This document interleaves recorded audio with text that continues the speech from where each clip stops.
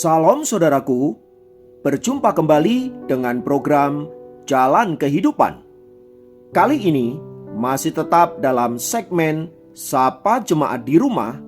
Kita akan bersama-sama bersaat teduh untuk memulai segala sesuatunya bersama dengan Tuhan. Mari kita berdoa. Bapa, kami bersyukur untuk anugerah-Mu dan kami percaya sepanjang hari yang akan kami lewati akan menjadi hari yang diberkati oleh Tuhan.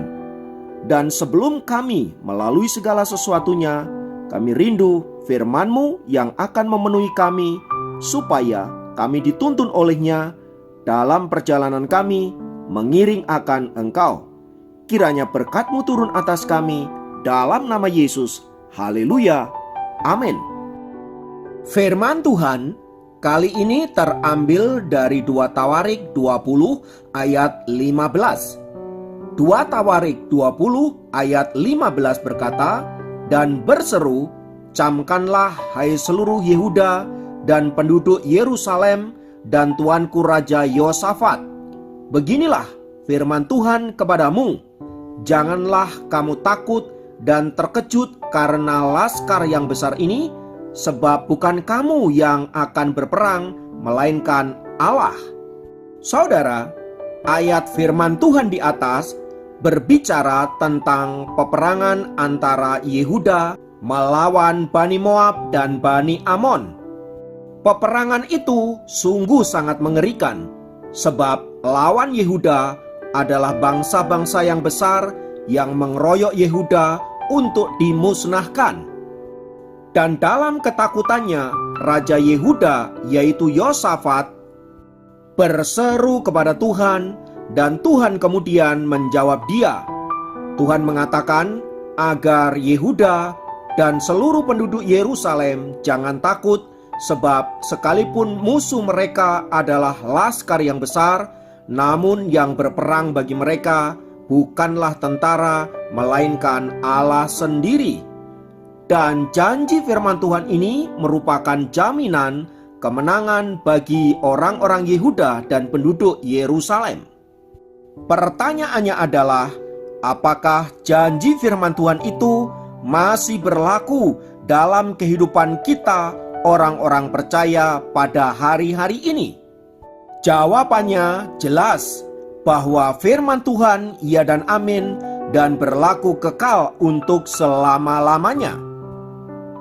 Hal ini terbukti ketika orang Israel harus berhadapan dengan bangsa-bangsa Arab dalam peperangan 6 hari pada tanggal 5 Juni 1967. Ini adalah peperangan yang kedua setelah pada tahun 1948 ketika orang Israel menyatakan diri sebagai negara merdeka. Mereka langsung berhadapan dengan negara-negara Arab dan bangsa Israel memenangkan peperangan itu. Dan pada tahun 1967, peperangan besar itu terulang kembali.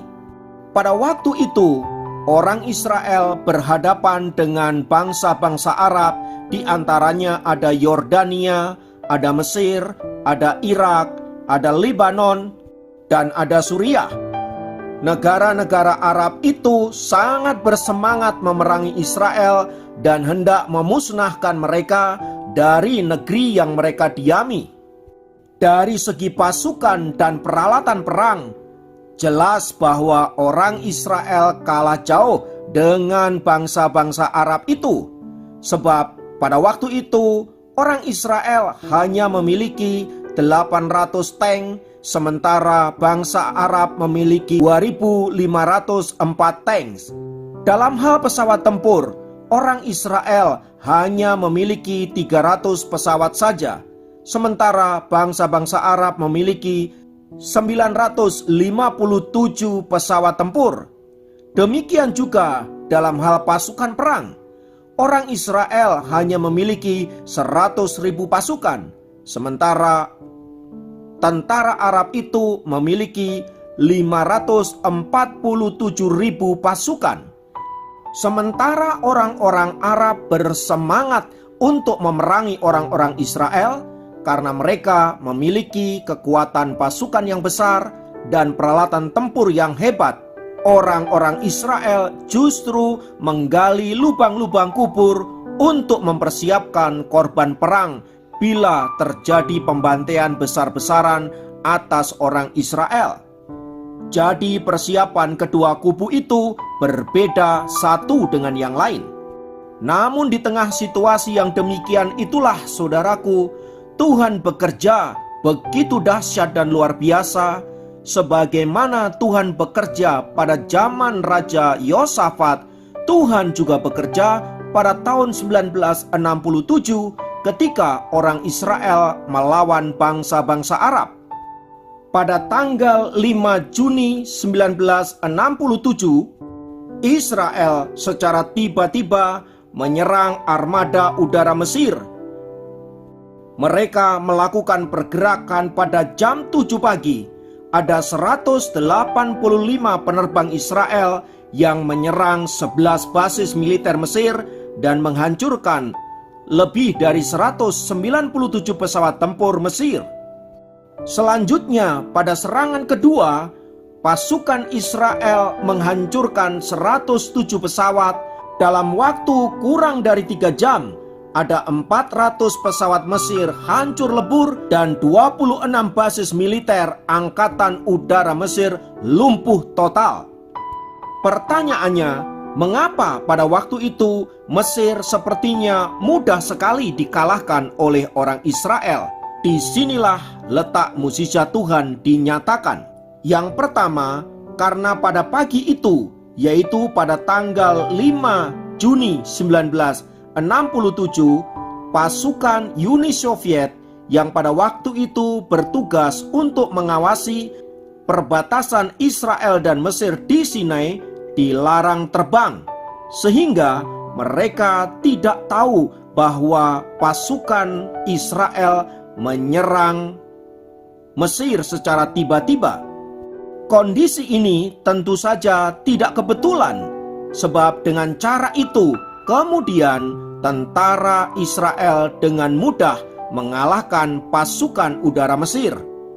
Yang kedua, pada waktu itu pimpinan militer Mesir, Yordania dan Irak sedang berkunjung untuk melihat kesiapan pasukan Mesir yang akan menyerang Israel.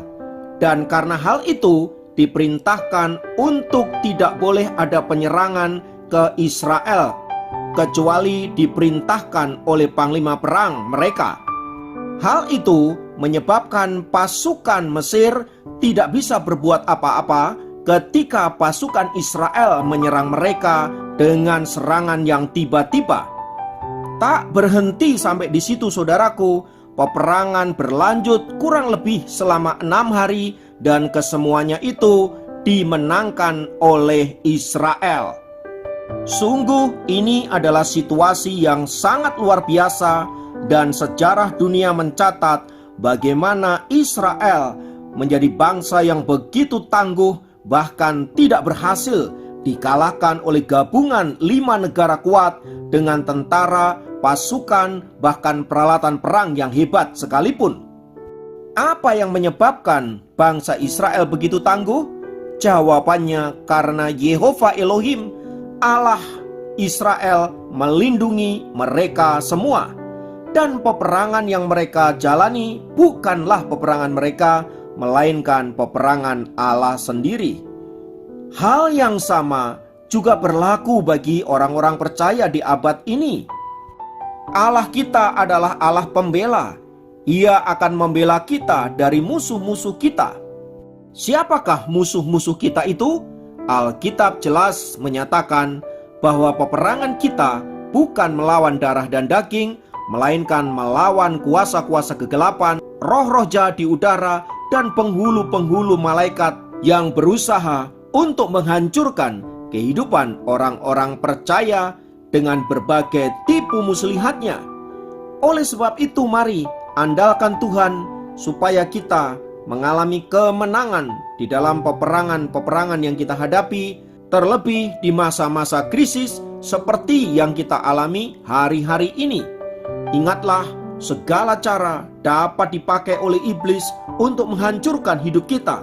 Namun yang harus kita percaya, segala cara juga dapat dipakai oleh Allah untuk menguatkan kita dan bahkan mengalahkan tipu muslihat iblis. Kiranya kita tetap di dalam on the track-nya Tuhan dan menjadi anak-anak Tuhan yang berkemenangan. Peperanganmu bukanlah milikmu, melainkan milik Allah, dan Dia pasti akan memenangkan peperangan itu bersama dengan kita. Tuhan memberkati. Mari kita berdoa. Betapa kami bersyukur karena kami punya Allah yang hebat seperti Engkau. Engkaulah pembela kami, Engkaulah panglima perang kami dalam menghadapi tipu muslihat iblis, dalam menghadapi cobaan-cobaan yang berat dan berbagai pergumulan yang ada. Kuatkanlah iman kami dan jadikanlah kami anak-anak Tuhan yang berkemenangan. Terpujilah namamu. Dalam nama Yesus kami berdoa. Haleluya. Amin.